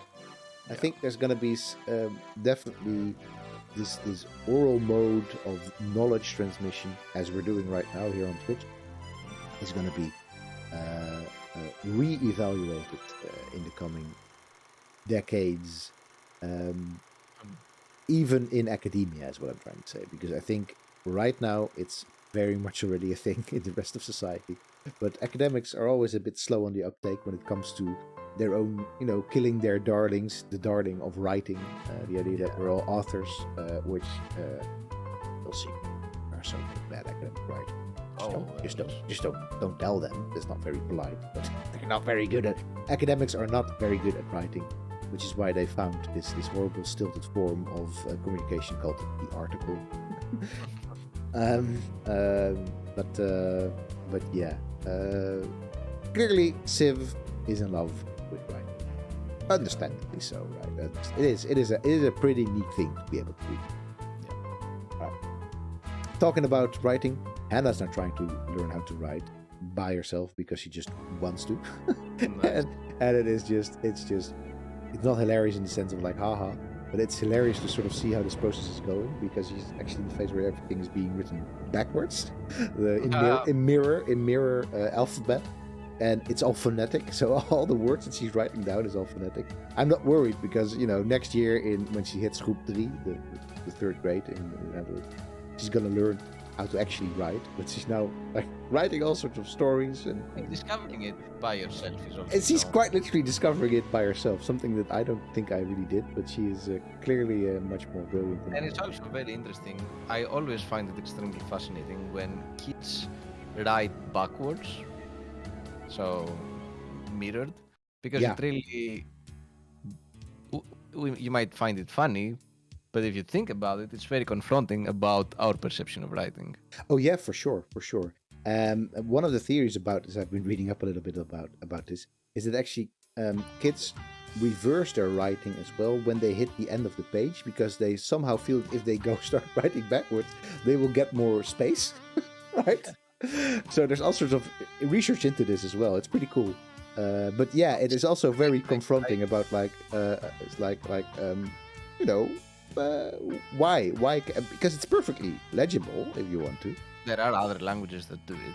Absolutely, there's plenty of other languages that do it. Where's the Great Library now? I thought we were gonna get there and go. There it is. There. All right, let's. Can we research at this? All right. Let's the big tech 3 weights. Yeah, it basically. Oh yeah, so we need. Wait, what? We have writing, right? Yeah, I think we're just sort of being gated within this level of tech. But there are no other prerequisites for it. No, not right now. But we simply haven't reached that level yet. I honestly don't know why this was again. But well, we can have a little look. Maybe. Do we need to build a library? Maybe. Let's see. And then we can do the Great Library. No. I don't remember that being the case at all. Let's pursue. Oh wait. Civilopedia. Wait. Ugh, God, I need to. I'm stuck in the screen. Help. Okay, let's look here. Go. Oh God. Allows. Okay. Code of laws. So let's. Finally. Literacy, yeah. Okay, there we go. Allows. Prerequisites. There's no writing. Yeah, okay, we have them. Yeah, I think we have them, but I think we just are being gated before we actually get to do that. So. We need literacy, right? You need to research literacy. Yeah, right. But that's what I was going for, right? No, I think you just straight up clicked. Oh, did I? Alexandria, the library, I think. Yeah. Exactly. You didn't click on the literacy tech. There's no path to. But it's not there. I think we're not allowed to research literacy yet. I think let's go for. Go for pottery because. Because pottery. It feels like we should do pottery. We should do at some point. We should do pottery. It's I mean, already, we get to build a granary and the hanging gardens. It's basically pottery. We're already some 7,000 years late. Well, 5,000 years late for pottery. I think 4,000. Yeah. No. 5,000 is 5,000 years late. Yeah. Okay. So probably it's about time that we get to making some pots. It's about time. I wanted to highlight that warrior code is, I think, one of the very few new technologies in there, especially in the early tree. Warrior code is, I think, the only new one, an interesting one as well. We have learned the art of writing. Your cities may now commission diplomats to help make contact with other civilizations. Diplomats can establish embassies with other powers, help keep an eye on your friends, and even steal knowledge from your rivals. Don't steal knowledge, okay? Especially not for your papers. It's not okay. No, just publish open access. But exactly, and then nobody gets to steal. Well, you still have to reference, I guess. That's still something you have to do. But then you don't need to steal anything if people are just publishing. That is true. Just don't steal, okay? I thought we were gonna go for like large land masses, but somehow it doesn't seem that the. All right. Scrolls of Ancient Wisdom. Ceremonial burial. Of course. We have. We just wandered into an abandoned village. There we found this scroll that told us everything about how to properly bury a person. With ceremonially. I mean, we rehash these discussions so often, but let's once again just say ceremonial burial is already something that was done by other people than actual human beings, right? So by Neanderthal, and maybe even before that as well. They absolutely took care of their loved ones after death in all sorts of different ways that archaeology sometimes still has a hard time detecting, but definitely has detected. So this is not some sort of civilization technology that has been just discovered. That only if you're civilized you get to bury your loved ones with any sort of ceremony. But, okay, let's read the description. It's your turn again, Alan. It is my turn. I need to get a bit closer. So, it was just a village full of burial grounds and no one was alive anymore. Hence, we figured we should probably bury your dead as well. And this is probably the soundest theory that I've ever had for this particular thing happening. But who buried the last one? Oh, that's true. Damn! This is always the problem in an archaeological site as well. When you have a cemetery, you're like, but who buried the last one? Exactly. So, groping for an explanation of the world around them, the earliest humans developed the first concepts of religion. Gradually, rites of worship grew to include sacrifices, ceremonies, vigils, symbology, sacred items, and prayer. One significant step in the advance of worship was a ceremonial burial, often a ritual preparation of the deceased's body for the afterlife his or her culture anticipated. The remains of ceremonial burials offer some of the most detailed information about past civilizations. I like the last sentence that they added here. The last sentence is the truer sentence in this part. Yes, yeah, for sure. Yeah, the rest of it, as a sort of a historical process of ceremonial burial, is like just coming out of the big thumb here is just also I want to say groping for an explanation. Yeah, groping. I was also like, what do you mean groping? Jesus. Who gropes for explanations? Like, horrible. Don't grope for explanations, people. Yeah. The first concepts of religion also. Well, clearly whoever wrote this text was like, do we have to call it? Yeah, just keep calling it ceremonial burial. It's just the easiest. Okay, let me just write a text about ceremonial burial. I mean, it's something, I feel like there's something extremely specific they're thinking about. And they're thinking about like the pyramids and all these big burial structures and stuff. Because otherwise a ceremonial burial doesn't have to be religious by necessity. No, exactly. It's still in there as well for... I'm just... You know what? This text is probably a Sid Meier original, I'm gonna say. Because this text came straight up from Civ 1. Oh, is it? I'm just looking at the Civilopedia entry for Civ 1. Groping for an explanation of the world. By the way, if anybody from Civ Fanatics is still watching, like I'm sure that people like you are also like helping us with filling the wiki. It's just very useful as a research tool for us. Thank you so very much. So groping, these early forms of worships, vigil symbology, it definitely is straight up just Sid Meier original text. Which ones are passes and which ones are new? Are you making notes of this? Now, which ones have we read so far? We have read so far. We have definitely. Let's have a little look. We have the alphabet. We already had that. We could, by the way, read it real quick if you like. Yeah, but which ones have we read so far? The ceremonial burial, and the other one was Code of Laws and writing.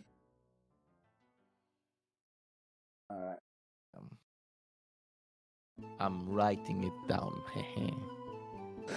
Very good. Let's see. Alphabets. The ancestors of modern alphabets. were the iconographic ideographic symbols developed by ancient Man.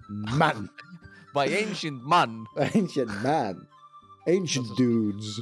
And no, the one man that my professor was talking about. Yes, exactly. By ancient man. So cuneiform hieroglyphics. Wait, this reads extremely similar to writing. It does.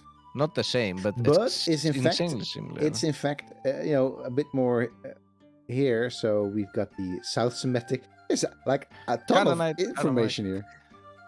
Yeah, North Semitic was developed between 1700 and 1500 BC. 4 other alphabets, South Semitic, Canaanite, Aramaic, and Greek, had evolved from the North Semitic alphabet by 1000 BC.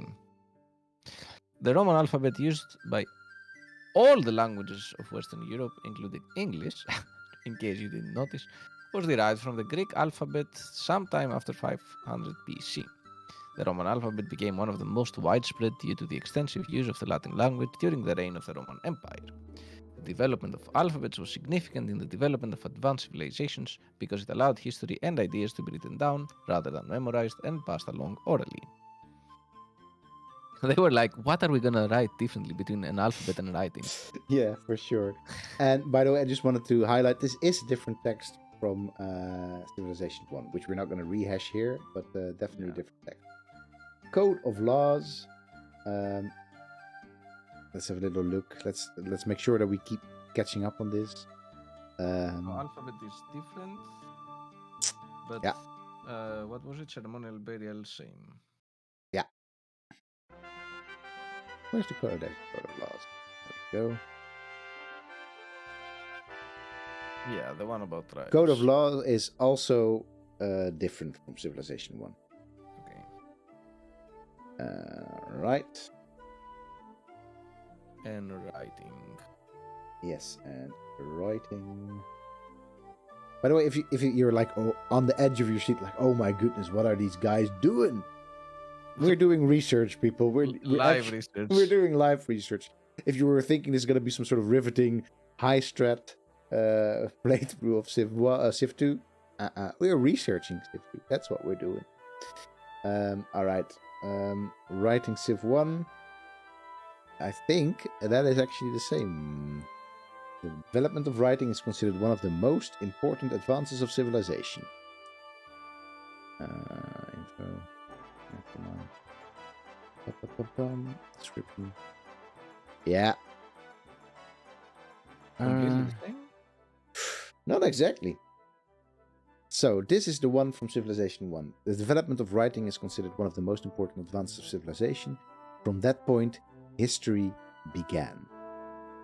That's where it's sort of this. That's where it ends, and then they were like, "Okay, we need to unpack this a bit." Yeah. Clearly. Significance of writing is that it allows ideas and knowledge to be stored and passed on over distances and time far removed from the originator. Yeah, right. And this is pretty similar because it says history and knowledge to be stored permanently and passed between cultures more reliably than through oral recitation. Prior to this, communication had to take place face to face. Yeah, it's basically transmitted from person to person. They rewrote this. They rewrote this. Yeah. Like a smart student, like, we're gonna be found out if we just basically copy this one. And it's like, copy my homework, but don't make it look the same. Yes, exactly. All right, very good. I think those were the ones that we did. Oh, of course, we have mining still. I think mining is I think we have mining as a right. That is something we had mining, but it's not in here in Civilization Advances. Was it something different? We had we had bronze working for sure. Bronze working, yeah. All right. Oh, we in fact didn't even read the bronze working one. Yeah, because we already had it, no? No. We found it in an ancient city. Yeah. All right. You read this one while I find it in the list. Evidence of the use of bronze, an alloy of copper and tin, dates back to Thailand in 4500 BC. Several hundred years later, bronze working was discovered in the Middle East. Artifacts from this period show that bronze was initially used for decorative purposes only. This is because tin was not readily available.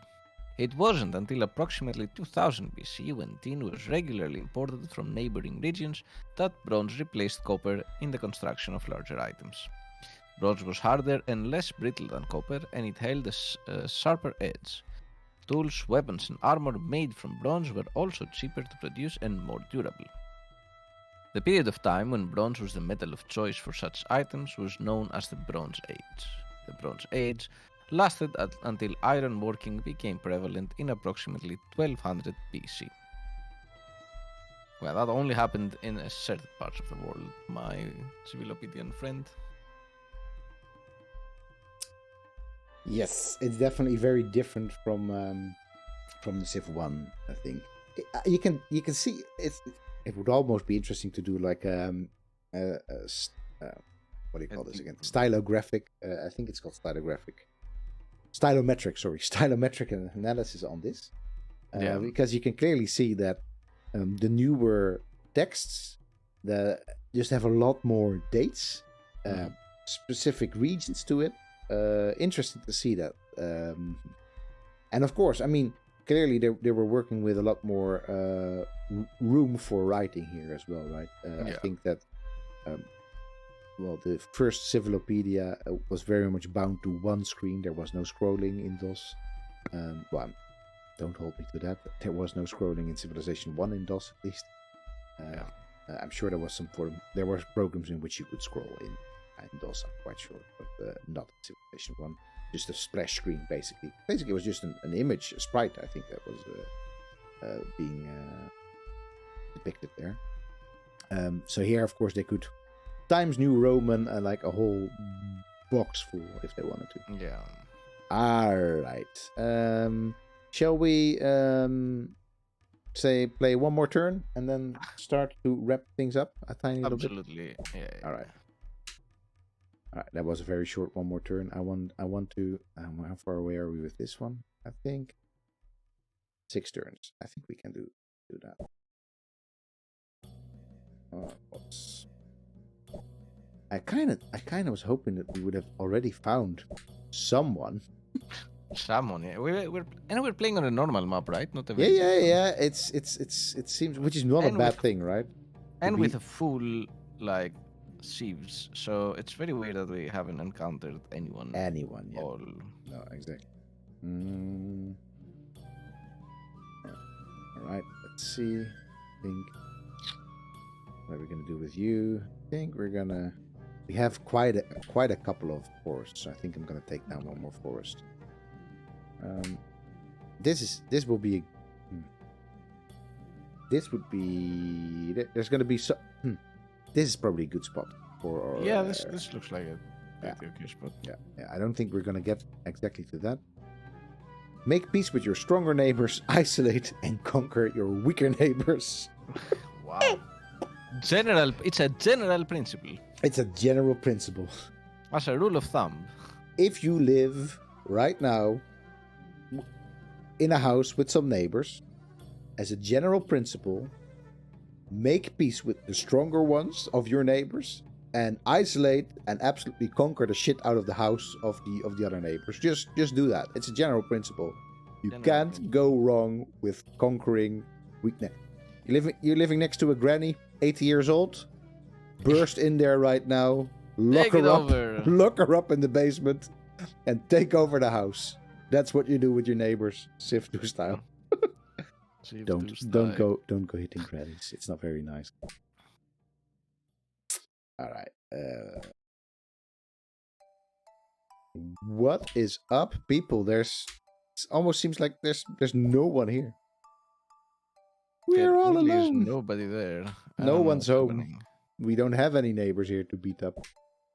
No. Livy completes his epic history. The most powerful civilizations in the world. Yes! Wait. Pathetic civilization. Ooh. We are running. What? We are not very powerful. Running low. Yeah, we're running low because we have very little. We have very little army, right? It's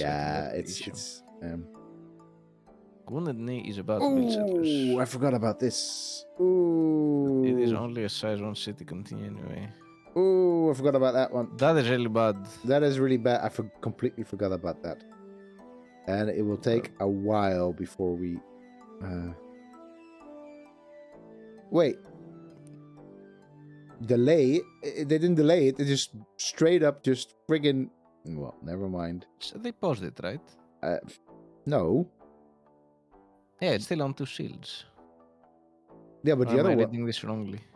Yeah, they just straight up just destroyed my... Alright, whatever. I'll just build a phalanx here at some point. I have to do that anyway. Alright. Damn indeed. Should have built some more this city up before. Yeah, I've completely forgot about that, of course. That Yeah. I also was thinking that probably by now it would have had some more... but it hasn't. Alright. More pops. Discover the secret of pottery. Alright, with the secret of pottery, I think we're gonna say goodbye. So let's do this pottery thing. You read it and I'll look it up in Civ 1. Pottery. The invention of pottery was essential to the development of agricultural societies. To get the most out of seasonal crops and domesticated animals, a tribe needed sturdy, waterproof containers in which to store and protect surplus food. The discoveries of the properties of clay, the invention of the kiln and the potter's wheel made it possible to build such containers. The earliest examples of Western pottery. Yeah, I don't know. I was hence the pause. Date back to as early as 6500 BC. Most of the examples from this period were strictly utilitarian. Although use continued to be primarily practical, decorative pottery soon became a ritualistic and aesthetic art form in cultures all over the world. Some of the most impressive examples of artistic pottery come from the pre-Columbian cultures of South America and from the Ming Dynasty in 14th century China. I like how they just randomly throw an aesthetic evaluation out there at the end, like, if you want to see some real cool pottery, pre-Columbian cultures of South America. I'm not gonna lie. There are in the whole of South America some pretty cool pottery forms. Yeah. Little secret. They didn't even have a potter's wheel there, so definitely they didn't need the potter's wheel to build such magnificent pottery. So that's definitely something that is like, yeah, no. We also have considerably earlier pottery in China. Yeah. Like the most recent discoveries talk about maybe even 15,000 BC. So, yeah. Yeah, for sure, we can easily put Western pottery if you want to be so. What is, there's no definition of Western pottery. No. There is no such thing as Western pottery. It's the East Clintwood style. Yeah, I guess so. I don't know. You have to shoot it first. Yeah, exactly. I don't know. Reading these things is a joy, isn't it? Always been always enjoying. That's why we do this. That's partly why map making, so we can build trireme and lighthouse. Yeah, it's maybe useful, but literacy is actually the one that we were going for, so that's what we are choosing. All right, let me just save this game real quick. Boom. Chief Merrycrawler of the Shoot, also known as the Ochetti Sakowin people, or in fact that's what they prefer to be called themselves. Much more on that next week, and I'm gonna try all week to actually get the right pronunciation for this, because important. Hey, thanks for hanging out with us. It's been great. It's been a ton of fun. It's spaghetti pottery. Yes, exactly. Spaghetti pottery. It's been a ton of fun. Clearly, by the pace that we're going, we'll be doing this for the foreseeable future. Yeah. Until Civilization 7 comes out. No. Hopefully not. We'll have to see, but definitely for the coming weeks, we'll be busy with playing through Civilization 2. Exactly. It's if we actually have some other opponents to tangle with, it's going to be a blast. If not, still going to be a blast. Still gonna be a blast. All right, thanks so All much, right. Aris, for doing this again with me. I think we're both so very tired of doing this again, but at the same time also not. But also not. It is a fascinating game series to be looking at Exactly. quite so closely. Exactly. And that's the kind of stuff that we do. Hey, thanks so much for hanging out with us. Do stop in tomorrow, of course, when much cooler, funnier, more knowledgeable, also in many ways, people than us are going to be streaming. That will be Nina. And then on Thursday we will have Ava with Dark Souls. Are you going to be joining for that one? I will probably be joining in. Yeah. So that's what that's what I thought. A 3 days. 3 days this week. I will. 3 day streak. Well, that's you have the space at home right now to be doing that. So. I guess I was streaming Dark Souls from the studio. So. Yeah, no, for sure. Of course, you're going to be in the studio for that one. And then on Friday, Sophie will be returning with her Stealthing Through History. Exactly. We'll be seeing you next week and in chat, of course, for the rest of the week. For now, stay happy and stay healthy. Cheers. Bye.